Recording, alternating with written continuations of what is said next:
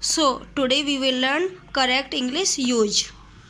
Correct English में हम सीखेंगे कि आर्टिकल्स क्या आते हैं, आर्टिकल्स का यूज कहाँ होता है, कहाँ ए का यूज होता है, कहाँ एन का यूज होता है और कहाँ द का यूज होता है।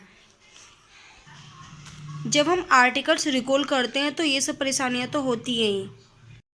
वह वर्ड जो आर्टिकल्स को या वर्ड को अकेला होने का एहसास दिलाता है या स्पेशल होने का एहसास दिलाता है वो आर्टिकल्स होते हैं, जैसे a cat, apple, an orange, a dog, ये सब।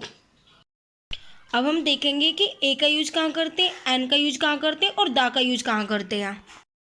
आपने हिंदी में पढ़े होंगे स्वर व्यंजन, तो इंग्लिश में भी सेम ऐसी चीज़ होती है। जो हमारे वोवेल्स होते हैं वो हमारे स्वर होते हैं और जो हमारे कॉन्सेप्ट होते हैं वो हमारे व्यंजन होते हैं।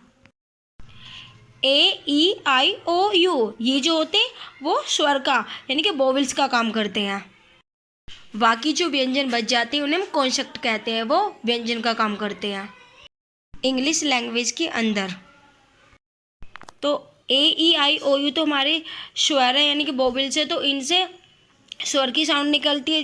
तो जैसे एप्पल, एप्पल में ए की साउंड निकली तो क्या लिखेंगे, an apple, an eagle, an orange, an umbrellas, an हॉर्ड।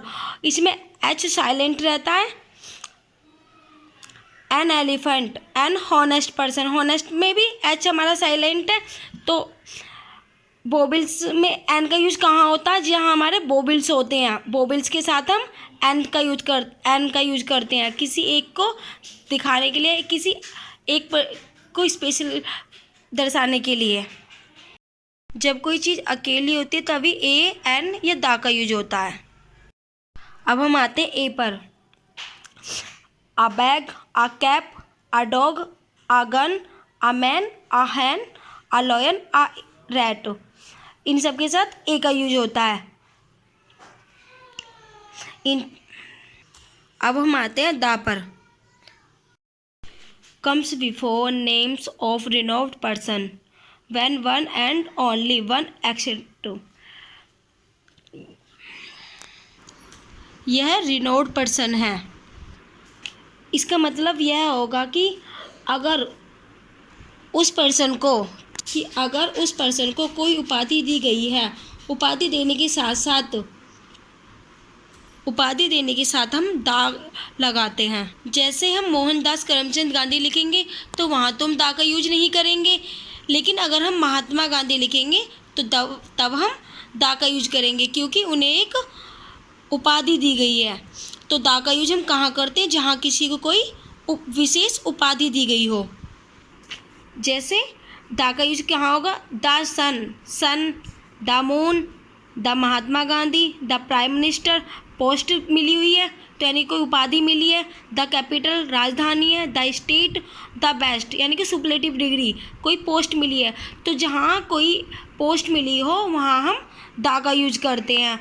और कहाँ हम ना तो ए का ना एन का और ना ही दा का यूज कहीं नहीं करेंगे। वहाँ देखो से भोजन सामग्री तथा भोजन के नामों से पहले आर्टिकल्स नहीं लगता। जैसे Mohan likes to take tea, यहाँ हमारा कोई आर्टिकल्स नहीं लगाएंगे। बीमारियों के नाम से पहले आर्टिकल्स नहीं लगता। He is suffering from small pox, ठीक है। भाषा और लैंग्वेज के नाम से पहले आर्टिकल्स नहीं लगता। जैसे she can not speak France.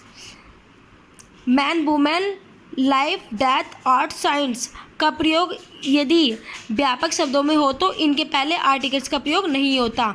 जैसे मैन इज मॉरल। व्यक्ति, गांव, शहर, जिला, देश, महादेश के खास नाम से पहले आर्टिकल्स नहीं लगाता। जैसे Jaipur is also known as pink city.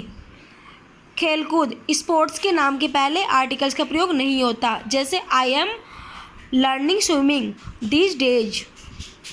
विषय, सब्जेक्ट के नाम से पहले आर्टिकल्स नहीं लगता। से Jeetu has no interest in physics. Jeetu को फिजिक्स में कोई इंटरेस्ट नहीं है। दिन तथा महीनों के नाम से पहले आर्टिकल्स नहीं लगता।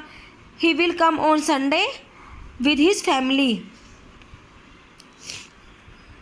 इन सब जगह हम आर्टिकल्स का प्रयोग नहीं करते। और एक का यूज अगर हमने एक बार कर लिया है तो हम दोबारा ए का यूज ना करके दा का यूज करते हैं। जैसे देयर वाज ए क्रो, एक कौवा था, द क्रो वाज थर्स्टी, तो दोबारा क्रो आया तो हमने ए की जगह क्या लगाया, दा, तो वहाँ हमारा दा का यूज होगा। ठीक है। The learned pandit come to Akbar's court, तो पहले the pandit was very clever, तो यहाँ हमने ए लगाया है तो अब हम यहाँ ए न लगा के दा लगाएंगे।